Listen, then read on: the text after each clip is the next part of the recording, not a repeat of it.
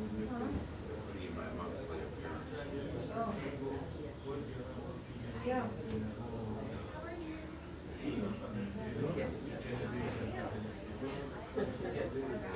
Yeah, I talked to people on it. They're going to find it out. It's not fair.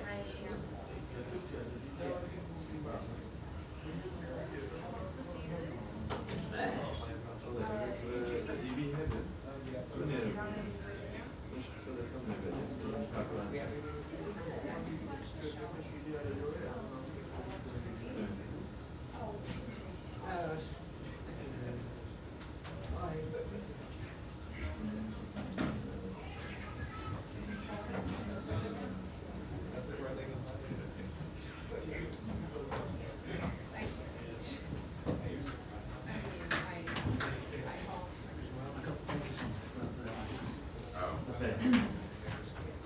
Apparently it came up Gorilla's hearing. Might have did not get our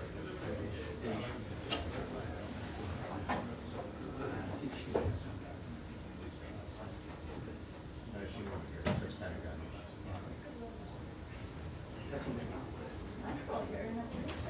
Yes, I am.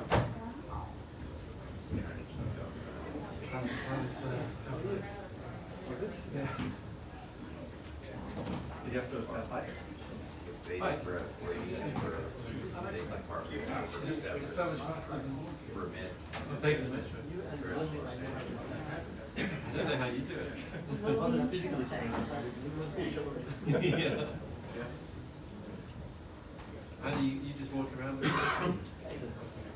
Yeah, but if you have to go into downtown, it's quite far. I remember you used to have a scooter. Yeah.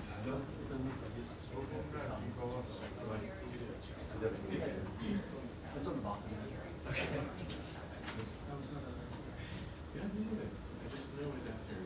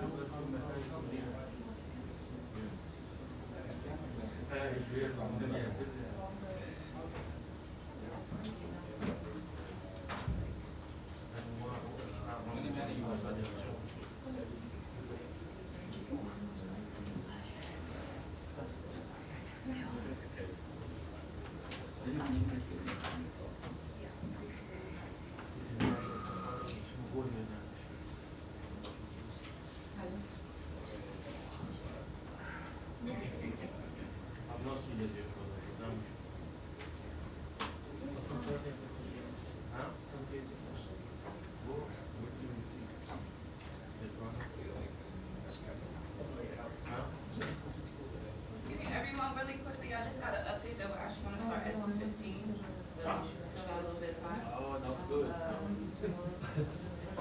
What?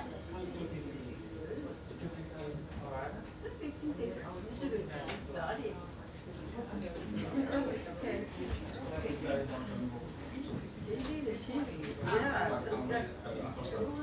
She does. Oh, he sent an email saying he will, so if he doesn't, then fine. As of right now, as of Yeah. 3 hours ago, he's coming. Okay? But that's your seat right there. Okay, well, thank you. Oh, wow. July 26th. That's too common for me.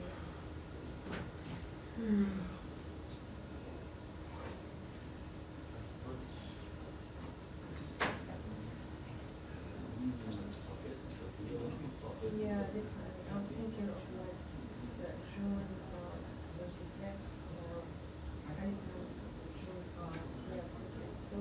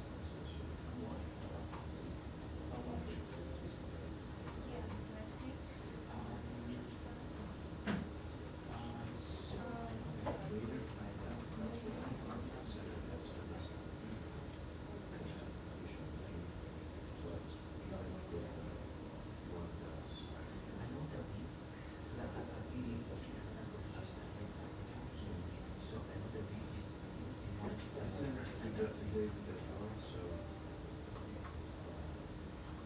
we'll see. If I send her, I told her, I said, like, we just provided the link, so you better email the link, the email that is provided. Would you like to see? Yeah, I mean, can you and I applied, and it's still pending status, so that has to be like, I emailed the email mentioned.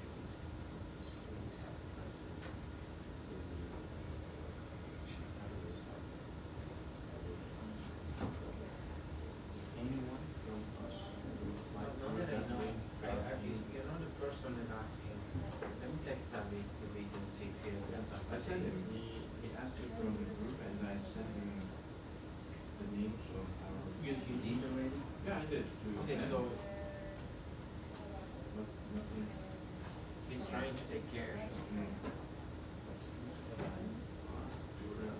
who is he? Is he an external? Is it something external?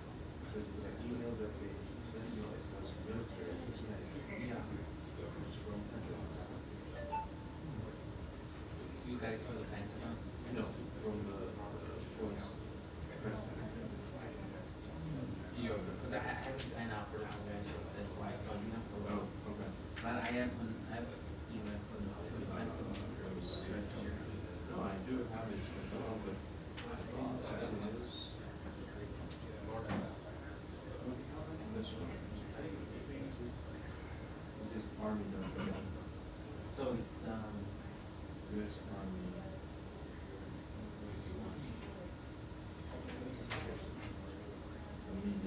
let me ask.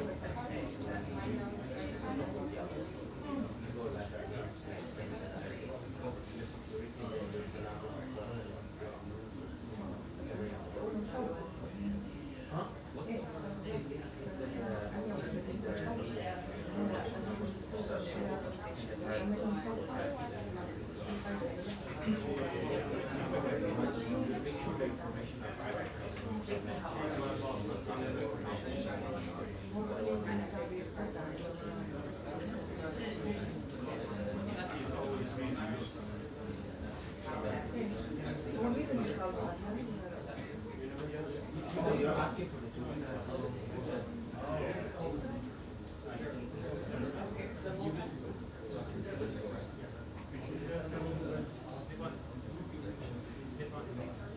Oh, it is, so, 아니 RSVP 받았어? 거기 있었어.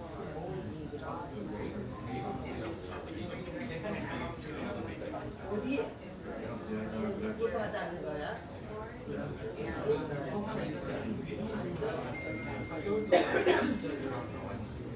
그건 템포럴 일이지. 지금 거기는 찾아. That's what you have. No, not yet, not yet. It is. Yeah. So there's one saying watching you, then there's just some behind the background test. 나 그게 다 스킨이에요. 패스가 그냥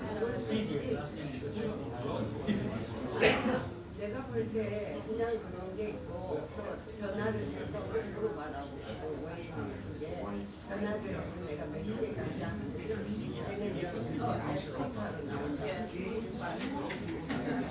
묻는 거 얼마 왜 이렇게 쉽다며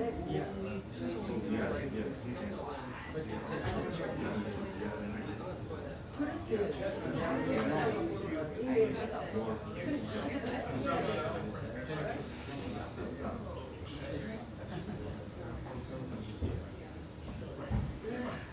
We used to do church.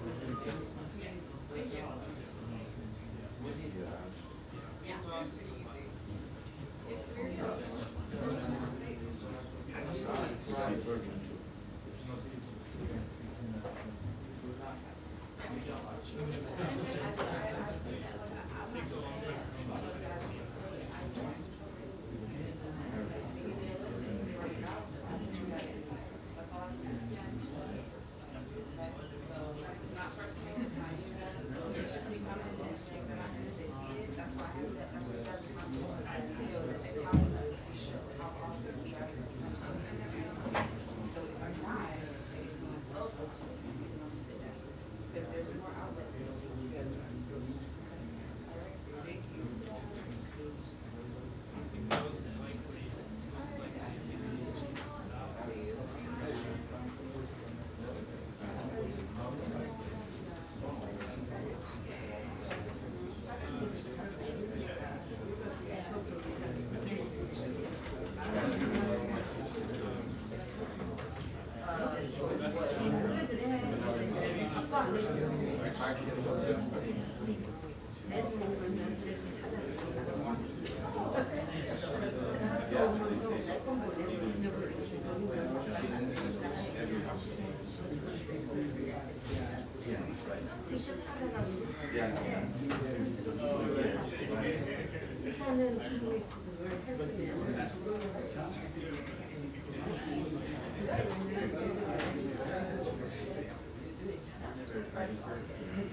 Oh, yeah, that's right.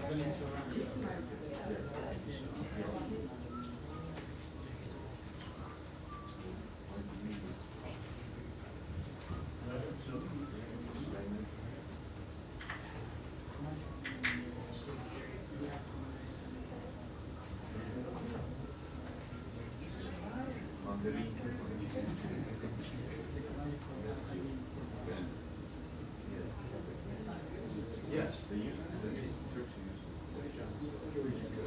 Yeah. That's right. That's right. That's very beautiful.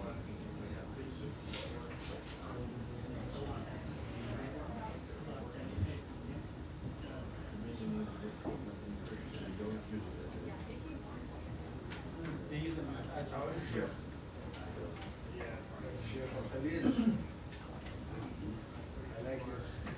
I like your territorial promises. I like that.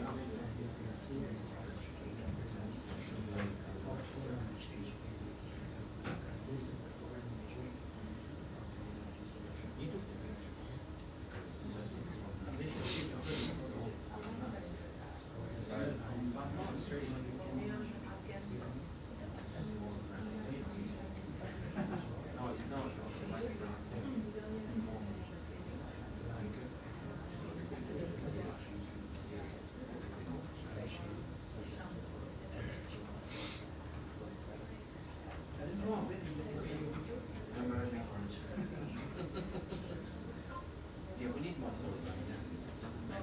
We need to make some.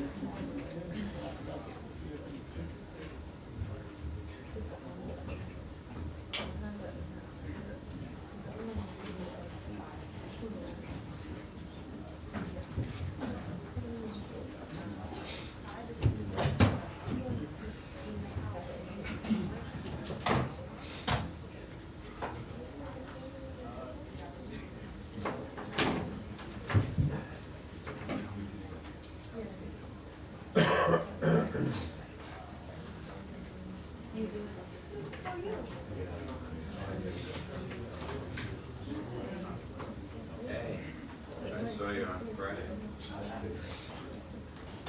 That riveting trip.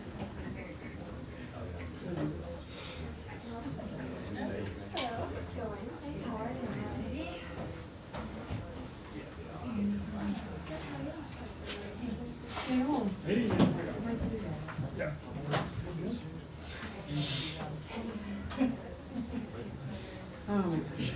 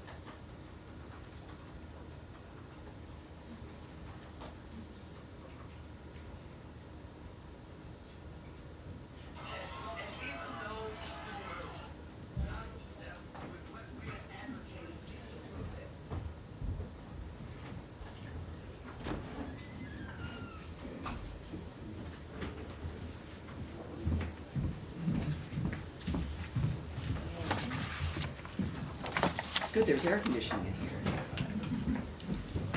Very good, it's air conditioned. Beautiful June day. Hi, everybody.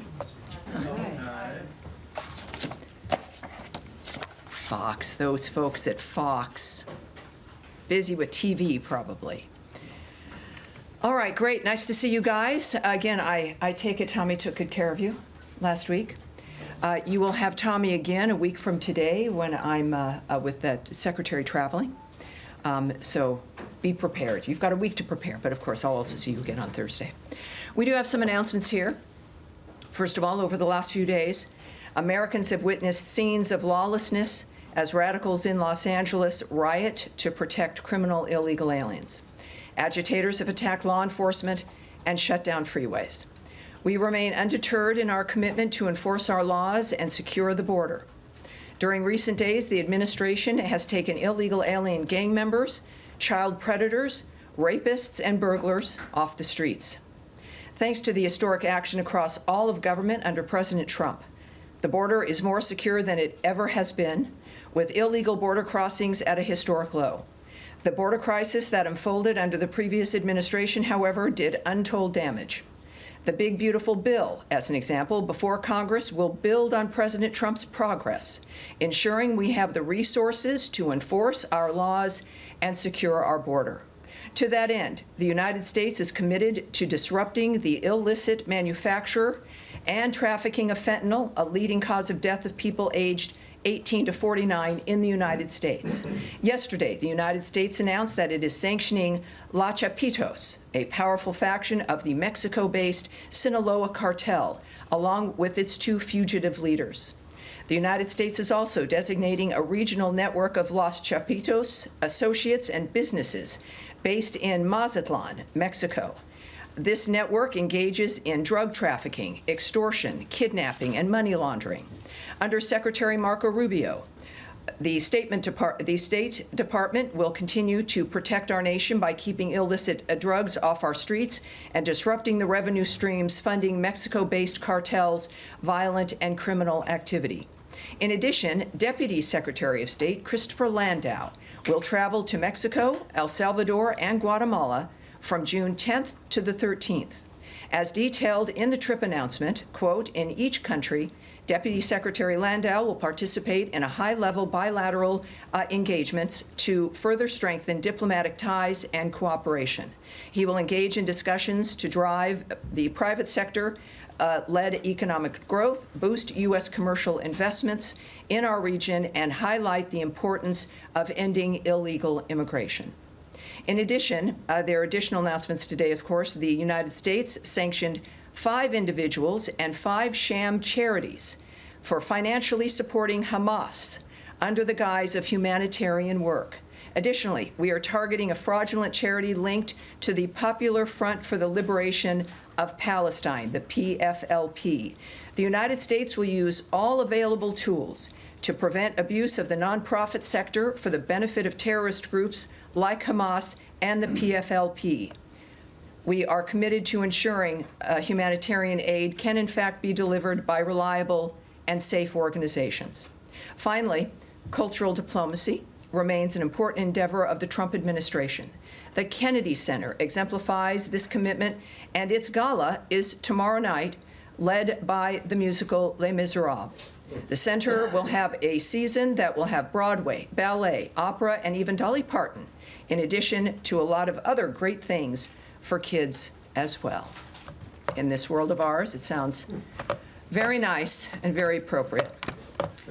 And now to your question. Sounds like Matt Lee is amused. I hope you might be. Some coughing. I know you weren't laughing. And you might. It would be good to become perhaps a season ticket holder to the Kennedy Center. I'm just saying. But go ahead. I would be happy to be a season ticket holder to the Kennedy. Yeah. And I would love to see Les Mis because I never saw it. There you go. But anyway, listen, just on your copper, and then I want to go shoot really quickly to the Middle East, just on the top. The State Department doesn't have any role in what's going on in LA in terms of quelling the violence. Is that correct? Well, as I would view it, and I think that we all know that many of the aspects regarding illegal immigration, certainly on the issue of visas, Correct. The controlling of the border, the designating of foreign terrorist organizations, is one part of a whole of government effort to keep the country safe, Okay. to keep Americans safe. Don't push me off here. I'm answering your question. And so when we see the dynamic of what's happening in Los Angeles, it is, I think, quite appropriate for Americans to see this, and it is. The nature of what we are working to do together through the Trump administration to secure this country and to secure our streets. And that means, yes, removing criminal illegal aliens and getting them back to their home countries, and certainly at least getting them off American streets. So that Americans can feel safer in their own homes and in their own communities. And so in the midst of that, when we talk about it, of course, it's the State Department, it's the DOJ, it's ICE, it's the Department of Homeland Security, it is the White House. It is a multitude of departments working together to envision and implement President Trump's vision. Okay. Let me Yes, sir. go to the Middle East. So Ambassador Huckabee gave an interview earlier today, I think it was earlier today, maybe it was yesterday, but in which he called into question, or didn't call into question, they basically said that the administration is not particularly interested in seeking a two-state solution for the Israel-Palestinian conflict. And I want to know, I mean, he's been outspoken on this issue in the past, before he became ambassador. But is he speaking on his own, or is this now administration policy that you're no longer so interested in that kind of a resolution? Well, first of all, I'm not going to characterize the ambassador's remarks. I'm not going to explain them or really comment on them at all. I think he certainly speaks for himself. At the same time, of course, ambassadors are there and they're working with their host country. But when it comes to American policy and certainly where the president stands, I'd suggest you call the White House. Okay. Thanks. All right. Yes, Andrea Mitchell. Hi, thank you, Tammy. Let me ask you about part of the potential enforcement of the administration's policies to deter illegal immigration. Mm-hmm. There is reporting of a potential plan to send undocumented immigrants or others who have been detained to Guantanamo, perhaps as soon as tomorrow, while there is a court case pending to rule out Guantanamo as a place to send people, saying that it is not necessary, it is too expensive, and that the conditions are intolerable. But that this would include Europeans from allied countries countries that would willingly accept deportations of their illegal immigrants here. So what is the State Department's position on whether European illegal immigrants, migrants, who have been detained should be sent to Guantanamo rather than to their host countries, including countries that would very willingly accept them? Do you think that this would damage relationships with our allies? Well, first of all, I can tell you that this entire dynamic, it's managed by DHS, first of all. It's certainly not a dynamic managed by the State Department. I can also say that, of course, it's not new that we are moving criminal illegal aliens to Guantanamo prior. It's not the final destination. It's prior to their being sent to their home country. But when it comes to each country, I'm not going to speak to that. But I would suggest that I have a follow-up. well, I won't speak to any country when it comes to the illegal aliens, the criminal aliens that may or may not be sent to Guantanamo Bay. That clearly sits within a diplomatic framework. You're asking me to speak on what the Secretary or others might be discussing with their foreign counterparts, and I'm certainly not going to do that. I'm not going to speculate, and nor will I guess or speculate on the nature of any kind of backlash or the impact on the State Department. What I can tell you is that the backlash would be as if we weren't doing our job. State Department and the Secretary has been very specific about our role, which is the vetting of people who are coming here in the first place, removing illegal aliens who are here, criminal illegal aliens, whether they've overstayed their visa or here illegally entirely. We're very focused on the nature of what the State Department has as its charge. And this is a framework, again, that's, as I just mentioned to Matt, where you've got a whole of government framework. The DHS is in charge of this particular aspect. But if the DHS literally would be in charge, but does the State Department have a view about what the diplomatic impact would be on our allies? Again, Andrea, you know I'm not here to speak about the diplomatic opinion or the speculation of the nature of the feelings of things. I'm here to talk about the specifics. You're right. You know, the United States has increased enforcement of immigration laws and removal of illegal aliens. They are being removed because they didn't have a legal basis to be in the United States. These are the why, you know, the visa dynamics, the nature of that we have the right, like every country does, to control who comes in and to have an interest in who stays. And that's what this is about. Sending people to Guantanamo might have a salutary deterrent impact. Would that help the whole of government approach which you are describing? What I can say is that this is a very specific mission to make American streets safer. And this is why President Trump was elected, to do exactly this. Yes, ma'am. Thank you. Just going back to Matt's question on Huckabee's comments, I know you said that the ambassador speaks for himself, but he was appointed by the president, and he does represent the U.S. government in Israel.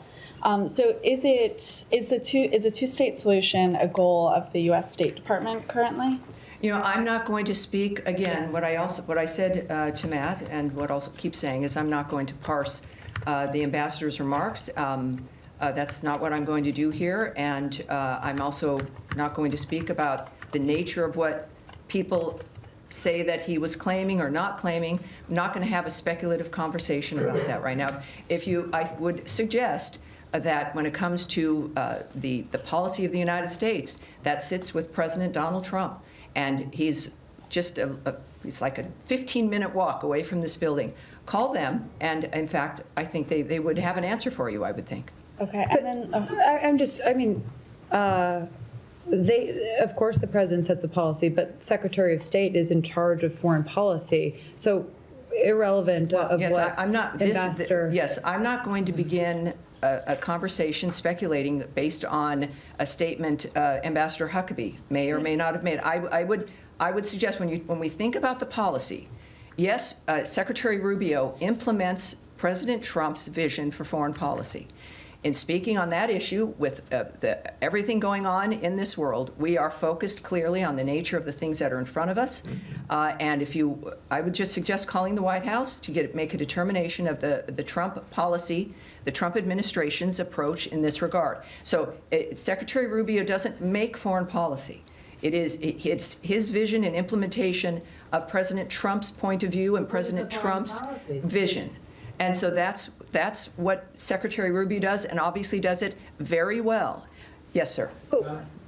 What's the vision that he's implementing here, Tammy? I'm not going to begin to speculate or go into this. I'm just not going to go here. Ladies, if you want to speak about the National Security Advisor, also call the White House. Yes, sir. Just to follow up on that issue. Sure. And this will go ahead. Sure, but what we have heard from the president is he wants the United States to take over Gaza. Which is obviously one of the occupied Palestinian territories and would be part of a future two-state solution. So is that, I mean, you haven't mentioned that, but should we assume that is part of the policy? And therefore that opens the question of what about the West Bank and East Jerusalem? And is that, I mean, Ambassador Huckabee seems to be suggesting there wouldn't be a future Palestinian state in those remaining areas. So we kind of know half of the answer to the question, in that you've said it's President Trump's view and decision, and he's stated that, although you haven't restated it here about Gaza. So it's just if we could clarify what. Well, there's a focus on Gaza, and for a very good reason. And that's what we're focused on: is the ceasefire, is stopping the carnage, dealing with what's going on in Gaza. After, of course, the horrific events of October 7th, the nature of what's happening with Iran and its death squads of Hamas and Hezbollah and the Houthis, it's a full plate. And what one does is you start at the beginning and you move forward. We are still working on dealing with either certainly ceasefire and peace for Gaza, and then, of course, the aftermath of that and rebuilding and dealing with what that means. At some point in time, that will hopefully be the major conversation here, right, is in the aftermath and the rebuilding and how that's happening.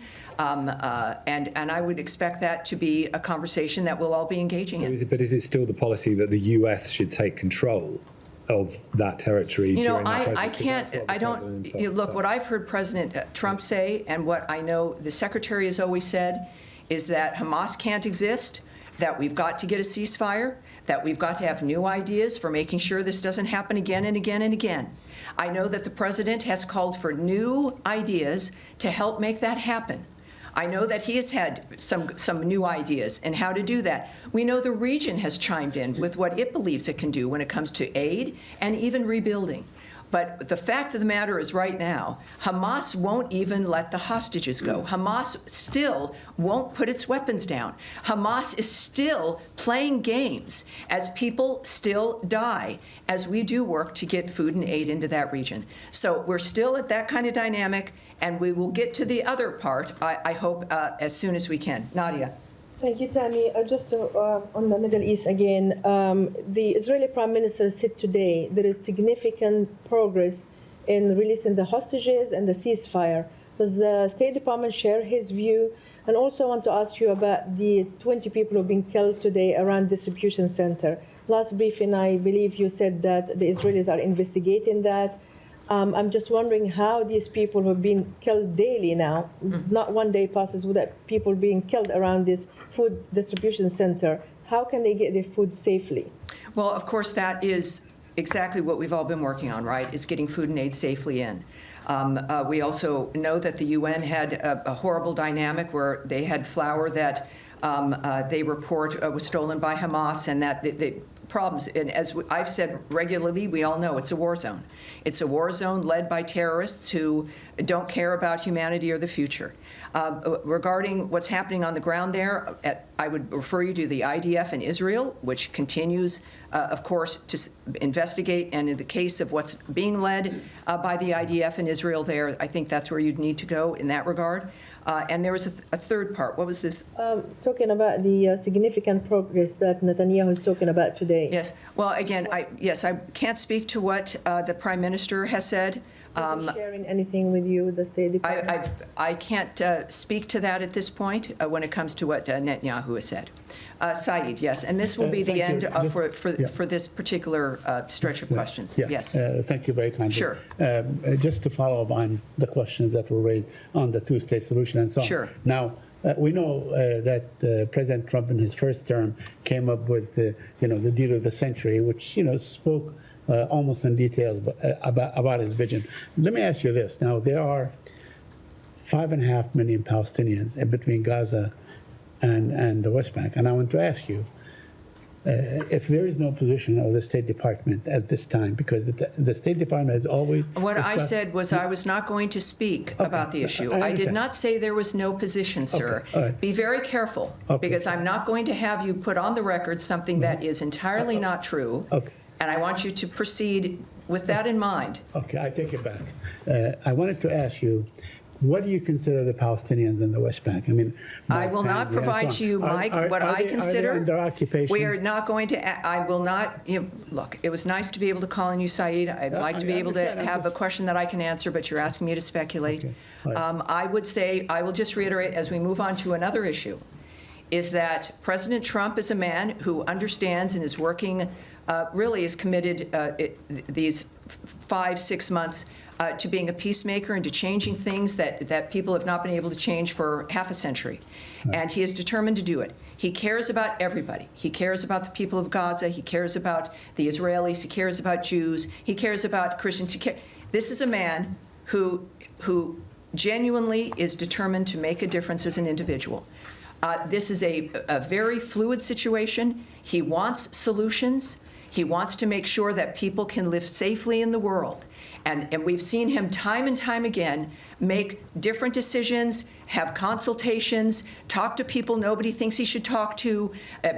He can change his mind. He's clearly transparent, speaking about what he's going through and thinking each day. So when we think about what the future will look like, it's allow us to do the work that we're doing right now, focusing on the ceasefire, getting aid into that region, and let the president, who's determined to deal with all of the issues in that region, come to the fore of what happens next, and we will learn that only from Donald Trump. All right, so is this other than the Middle East? Where else are we going? Well, no, this is going, ladies and gentlemen, no, I've said no, Saeed was it? Now, where are you coming from? Iran? All right, we'll do Iran, sure. That's also the main. Well, we're not, Gaza and otherwise. Let's move forward, please. There was just confusion because the two-state solution has undergirded U.S. policy for the past several decades. But I understand that is a question to address to the White House. Yes, it's for the White House. It's for the future. I will not be commenting from this podium today. And this is, again, we've got so much more on the, let's just move on, please. Iran? The question on Iran is there's been conflicting messages about whether and where and when a sixth round of talks with Iran may take place. Is there clarity on that from the U.S. perspective? I don't know if you would consider it clarity, but I can say a few things.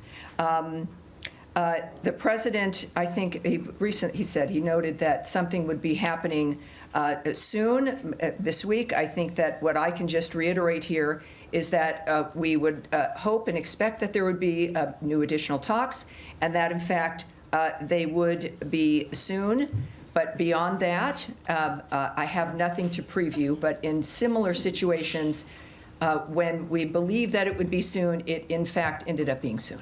Right. The Iranians have concretely said Sunday in Oman. So if that is not the U.S. understanding, then... I can't comment on that. Again, the president mentioned a different day. I think that there are individuals involved, obviously, who are working on this, and there will be a final determination, and we will hear about it when that determination is made. Okay. In that context, just very quickly. One more follow-up, and then we'll go on. Thank you. Well, just because the president also had mentioned that this week would be the sort of 2-month deadline for reaching a deal with Iran or not. When is it determined that those talks are a failure and you don't progress to future rounds? The president makes that determination, and the people involved. As I've mentioned before, if you think that if you think about the deadlines, or even as the secretary has said on another situation, that it would be a matter of weeks. The funny thing about negotiations and discussions is that things happen, and that there are conversations, and progress is sometimes made. Not tremendous progress, but enough to keep going. So it is not. It is a dynamic as it would be with any diplomatic consideration, that negotiations are meant to move things forward. And the good news is that, in fact, it would appear that things are moving forward, and that's what we all want. All right. Yes, sir. Thank you, Tammy. Moving to Ukraine, if I may. All right. Now, let's one more. Now we're thinking of Lebanon and the other elements of the Middle East. Did you have something, sir? Yes, you. Iran follow, actually. All right. Iran follow-up. All right. So President Trump also said something about Iran that was quite interesting yesterday during the roundtable. He said that Iran has been helping with the ceasefire negotiations in Gaza. Are you able to shed any light on that? No, I can't. Refer you to the White House in that regard. All right. Lebanon, yes, sir, right there. Thanks so much. Yes. Ukraine has been under massive drone attacks, particularly Kiev last night. Given that, Ukrainian president said publicly that they have been asking for permission from the U.S. To purchase air defense systems that they can mitigate Russian attacks. Why wouldn't the U.S. let them purchase air defenses, much needed air defense systems? Well, I can't speak to the details of purchase decisions or negotiations about what we're going to allow to be purchased by an ally. That is the Department of Defense, effectively. What I do know is what the president has said and what the Secretary of State has said in a number of venues is that we certainly, and we've been Ukraine's biggest supporter and defender, literally, is that we want them to have surface-to-air missile protections, right? We want them to be able to deal with incoming missiles. We know that it's been discussed about our European partners who have those systems from us to get them to Ukraine.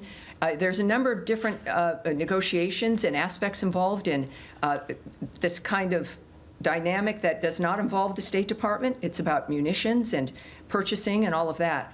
What I do know is that we are doing and continue to wish to do as much as we can. That is not disputed. And I understand the Ukrainians, who are great friends of this country and have done, there's no disputing the bravery and the commitment of the Ukrainian people. If that was ever in doubt or questionable, this war and how they've defended their nation has dispelled any of that. I had the pleasure of being in a bilat with the Ukrainian delegation recently here, and they are astounding people, and they're remarkable, and they are committed to getting their country safe and this war to end. And so are we. The United States has proven that. The details of which are many, and I can't speak to that, and I certainly would dispute that we are not letting Ukraine do something. The opposite has always been the case. Our goal is to make sure that this war comes to an end, and we continue to focus on that. And Tammy, on that line, I would appreciate if you help us clarify, reports that the United States has redirected some of the promised defensive weapons from Ukraine. Well, supposed to go to Ukraine, but they redirected to the Middle East. Is that accurate? I can't speak to that. That is not something that, whether it is or is not happening, it's a decision that is clearly one based in national security if it's happening, and certainly a diplomatic framework that, if a decision has been made, is not something I'm going to remark on here at the podium. All right. That's going to be it. We're moving along here. I want to get as many people as I can in today. Yes, sir.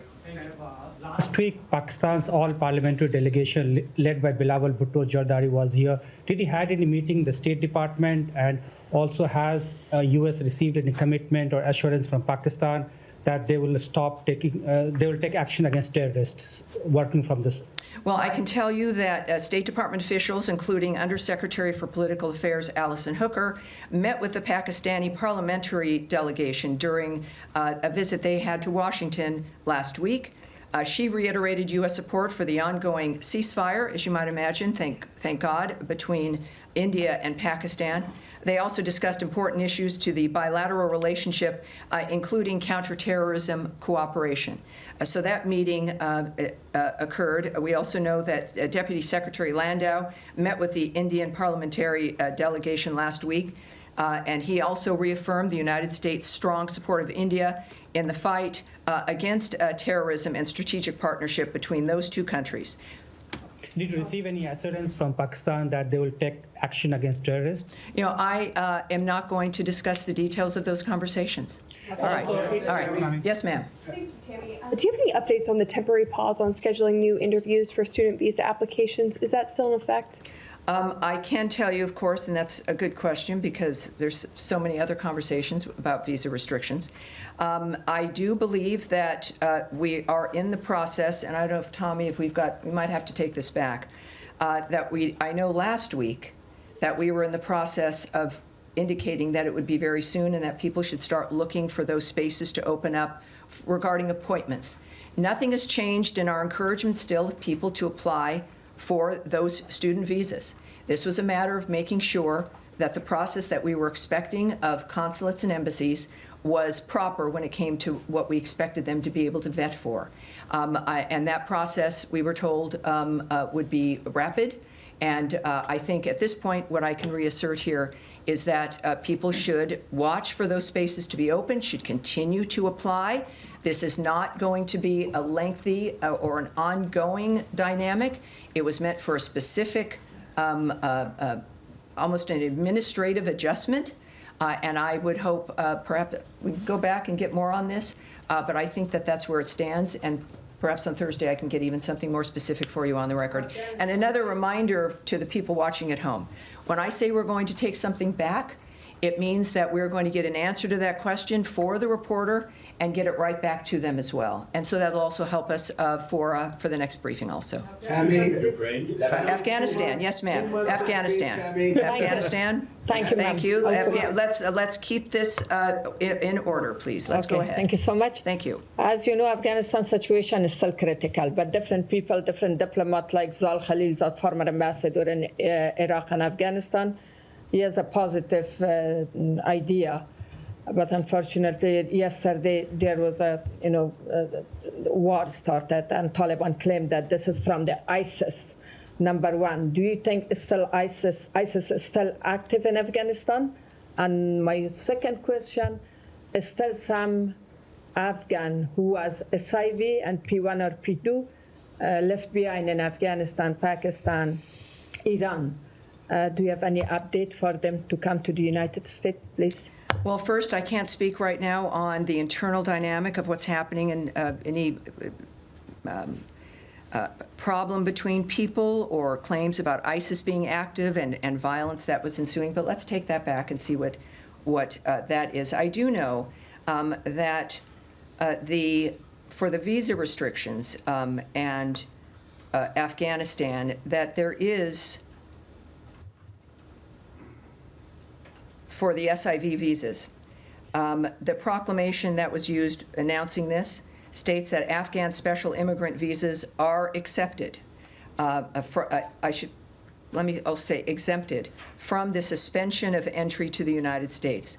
Consular processing of Afghan SIVs, including Afghan SIV interviews, continues at U.S. embassies and consulates around the world. All right. Yes, sir. Thank you. Me? Yes, you. Yes, sir, you. Yes, thank you. All right. If we're going to have disruptions, we're going to let's stop this if we could, Heather. Let's move, please. Let's get. We will remove you if you are not silent right now. So we are going to be respectful to your fellow journalists, and thank you very much. Thank you very much. Now we will go. Thank you, sir. Thank you very much. As you know, the Iraqi federal government has cut the budget and salary of the Kurdistan region. Have you addressed this issue with Baghdad? What is your position on the matter? And I have yes, we're aware of this. We are aware of this, and we urge Baghdad and Erbil to resolve their issues through constructive dialogue consistent with their constitutional responsibilities. Resolving the salaries issue quickly sends a signal that Iraq is creating an environment in which U.S. companies would want to invest. Successful resolution would also send a positive signal on broader cooperation for the benefit of all Iraqis, such as reopening the Iraq-Turkey pipeline and additional energy exploration, including with U.S. companies. When speaking with senior Iraqi officials, such as Prime Minister Soudani, Secretary Rubio has emphasized the importance of stability and prosperity in Iraq and the region. He has done the same in recent meetings and conversations with KRG President Barzani and KRG Prime Minister Mansour Barzani. U.S. support for a strong and resilient Iraqi Kurdistan region remains a crucial element of our relationship with Iraq. All right. Yes, all right. Next, please. Let's get everyone in if we can here. I'm only going to ask one to get everybody in. Sanctions question for you. The ICC sanctions that were announced last Thursday. 2 members of the pre-trial chamber that signed off on the arrest warrants for Prime Minister Netanyahu, Defense Minister Gallant, were sanctioned. But the presiding judge, the 3rd judge in the pre-trial chamber of France, was not sanctioned. What was the reasoning behind sanctioning only 2 of the 3 members and not the presiding judge of that chamber? Yeah, again, that obviously was a internal diplomatic decision made very specifically about specific individuals, which I won't discuss. So it was a diplomatic decision? Well, it's what the decisions that go into the nature of when to do a sanction. Obviously, there's a combination of conversations involving national security, what's in the best interest of the United States, what's in the best interest of our diplomacy, certainly with our ally Israel, and our own national security and the messages that we send when it comes to expecting America to be treated with respect and to be treated with some modicon of decency when it comes to the international scene. I think that makes that clear, but in the sense of the details of that, of course, I can't comment on that here. Thank you, Tammy. All right. Yes, sir, at the end here. I have a question about foreign aid. Would you be able to share any update on the status of PEPFAR? I understand Secretary Rubio said last month in a hearing before the Senate that 85% of the program is operational. But now some activists and congressional Democrats are disputing that. I do have something for you here, just for some clarity. Secretary Rubio referenced an estimated 85% of beneficiaries who could be receiving life-saving treatment and prevention of mother-to-child transmission services based on the full operational capacity of all the operational active awards. is it's 85%. That is a correct number. That is as of March 24th, 2025. All right? Good. Oh, wait.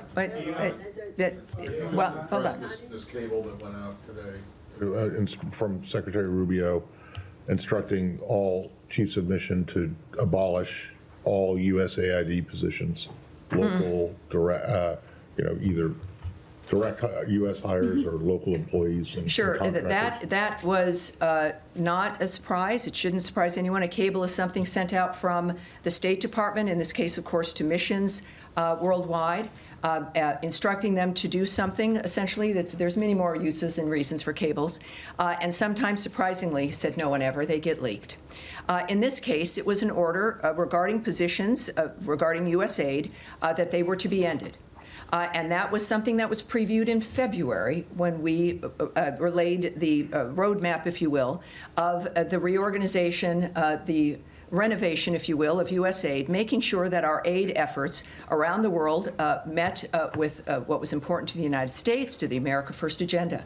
So this was a cable telling our posts exactly what they were expecting to be told, which is that those positions were gone and were being eliminated. So it wasn't a surprise. It's nothing new. And it is exactly what we previewed in February and March of this year. All right, but we've talked to you. Yes, all right. Now in the back, young man right there. Yes, young man without the tie. That would be you. Yes. I just, while we have questions on Israel, earlier today, 5 countries. Can you tell me, by the way, what is your outlet? Just a curiosity. And your name? Ryan Morgan with the Epoch Times. All right. Hi, Ryan. Welcome aboard. Thank you for having me. So I was just wondering if you have a quick comment about the 5 countries that sanctioned Israeli ministers Itamar Ben-Gvir and Bezalel Smotrich today. Yes, I do. I have something for you on that. And let me get that for you. There's just so much going on today. First of all, we find that extremely unhelpful. It will do nothing to get us closer to a ceasefire in Gaza. This, again, is about Allied sanctions against Israeli ministers. They should focus on, this being UK, Canada, Norway, and New Zealand, should focus on the real culprit, which is Hamas. Hamas put the people of Gaza in this situation by launching the horrific attacks of October 7th, which killed 6 British citizens and 46 Americans, and continue to hold hostages, of course, including the bodies of 4 Americans. We remain concerned about any step that would further isolate Israel from the international community. If our allies want to help, they should focus on supporting Special Envoy Witkoff's negotiations and backing the Gaza Humanitarian Foundation when it comes to food and aid. All right. Yes, sir, in the back? Yes, sir. Thank you, Tammy. My question is about Ukraine negotiations. Russians and Ukrainians came together in Istanbul last week and they announced a memorandum, and result of that, there was exchange of prisoners. What is your elaboration on that phase of the deal, and how do you follow these negotiations? Well, the President and the Secretary have been saying for a while that the only real solution can come with the parties talking directly. And that is what we've been seeing here, at least, in this regard. We, of course, remain in close contact with both parties at the highest levels. And we welcomed the success, the movement of, again, more prisoner exchanges. In this case, of course, the seriously wounded and young prisoners under the age of 25. As well as repatriating fallen soldiers, which in that instance was about 6,000 each, horribly. We are not involved, right? We're not involved in that as the State Department, if that was your question, of the United States. This was negotiations, conversations between the 2 parties involved. And that's all I can tell you. Is that we welcome that progress in the meantime. Are you in contact with the Turkish authorities in order to have them involved in some way to reach a deal between the two parties? Well, I obviously won't speak on, we talk with all of our allies on a number of different reasons all the time, but I won't discuss what the details are of those conversations. Yes, sir. Thank you, Tammy. Question on Iraq. When do you expect Iran to get back to you about your proposal? And President spoke to Focus, and he said Iran is acting much differently in negotiation than it did just days ago. What's changed from Iran from recent days? Well, I don't speak for Iran. And I think that what we will find is, as we've discussed, the expectation of further talks and those leading those talks and handling the situation. I would hope, as we all do, that we can finally have some answers and some agreement when it comes to the situation. On Iraq, you said that you are encouraging both Erbil and Baghdad, the Kurdistan region of Iraq and Baghdad, to solve the issue over the budget. Are you engaging with them? There are reports that recently the U.S. charged the affairs to the Iraqi embassy in Baghdad. He met with the Iraqi prime minister and he put direct pressure on Iraqi prime minister to solve this issue. Now the Iraqi officials saying that we are getting heated from the Washington to solve this issue. Do you have any updates on that? In my previous answer to this, it's clear, even from this podium, we're expressing what we expect to see. And they know what we think. And we've been saying it over and over again. It's not, I'm not going to speak on rumors or single reports or somebody talking about a chargé d'affaires or an ambassador and what they're talking about and who they're meeting. That's not going to happen here. But we here have made it very clear that this is a situation that has to stop. And we know that, of course, as I've noted, that resolving situations like this will entice more companies to get involved in the area, making everyone's lives in the region better. All right. Yes, sir, in the back. I was behind the man with no tie. Behind our friend with no tie. Yes, sir, go ahead. I should not wear the tie then. You have a tie on. That would be you, yes. No, you, sir. Oh, you, thank yes. you so much. Thank you, Tammy. Too many with no ties these days. All right. No offense to the no tie wearers. Thank you so much, Tammy. So after the ceasefire between India and Pakistan, President Trump offered to mediate on the issue of Indian-held Kashmir. I was just wondering what kind of follow-up we are expecting, like how State Department move forward, like inviting the leadership of both the countries, or like going to support UN Security Council resolution on Kashmir? Well, I obviously can't speak to what's on the mind or the plans of the president. What I do know is I think we all recognize that President Trump, in each step that he takes, it's made to solve generational differences between countries, generational war.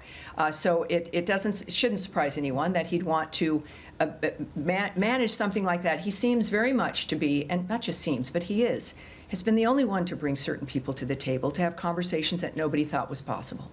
So while I can't speak to his plans, the world knows his nature, and I can't speak to any details of what he might have in that regard. You could call the White House. I have a feeling they would have plenty to say, but it is an exciting time that if we can get to a point in that particular conflict, thank God, but also thank Secretary Rubio and President Trump and the Vice President. It's a very interesting time, and so it's every day we bring something new, and I hope perhaps something like that can also get resolved before the president. Yeah, keeping Americans safe is a top priority of this administration. An American citizen, Gopal Singh Pannu, has wrote a letter to Secretary Blinken demanding to put sanctions on Indian agents involved in his assassination attempt. Did you get that letter? What is your opinion? Well, if that's something I can't speak on, but let's take that back and we'll go on from there. All right, now I've already spoken to some of you with your hands up. Yes, sir. And the blue top, no, behind you, no, in the glasses, sir. Thank you. Yes. As you know very well, new South Korean President Lee Jae-myung is pursuing pragmatic foreign policy, which regards the alliance with the United States as the very foundation of his foreign policy. But pragmatic policy also signals an openness to stably manage relations with China. So do you have any comment on the new South Korean government's foreign policy stance? Well, I don't. What I can tell you is that there was a call between the president and President Jae-myung Lee. We can confirm that that phone call, in fact, took place, and we refer you to the White House for those details. We congratulate the president on his election as the president of the Republic of Korea, and we're confident under his leadership that our alliance will continue to thrive. Again, for more, perhaps further comment, if you'd like to know what President Trump's view of that, I'd suggest you call the White House. All right, now in the back is going to be our last question here to you, sir. Thank you. And a nice white crisp shirt and a tie and glasses, and it's our sartorial remarks here today, apparently. Thank you, Tammy, for giving me the opportunity to ask Yes, sir. And your outlet again, sir? I work for France 24 and Al-Sharq Al-Awsat newspaper. Very good. Welcome aboard. My question is about Lebanon. There were reports yesterday that the U.S. is engaging Israel in some discussions about the fate of UNIFIL.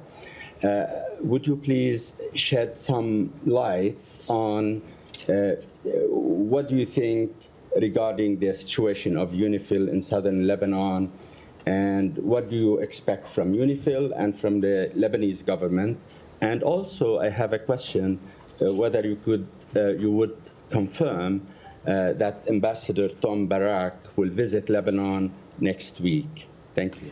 All right. Well, for the first part of that, we'll have to take all of that back. I know that quite some time ago, we discussed this here at the podium, but as we also know, time changes things, and I want to make sure, I don't want to repeat to you the nature of what we were saying months ago. So let's go back and we'll get those answers there. Regarding Ambassador Barak, he is, of course, our ambassador to Turkey, and he's leading the way in our effort regarding Syria and giving them a chance to make a difference and to move into the future. I think we can get a good answer from the ambassador about his plans regarding any travel. I'll do my best for you in that regard. But he's a busy guy. We had him here last week. He spoke to many here.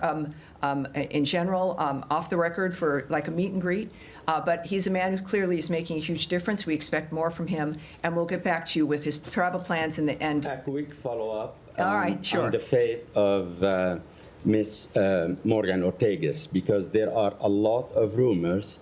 Well, that means, boy, I can see myself answering this question. Yeah, but said no one ever. But I know you answered without answering the question before. Well, I will not answer without not answering. No, first of all, I will not speak about personnel dynamics. I'm certainly not going to address rumors surrounding those, any personnel dynamics here regarding anyone.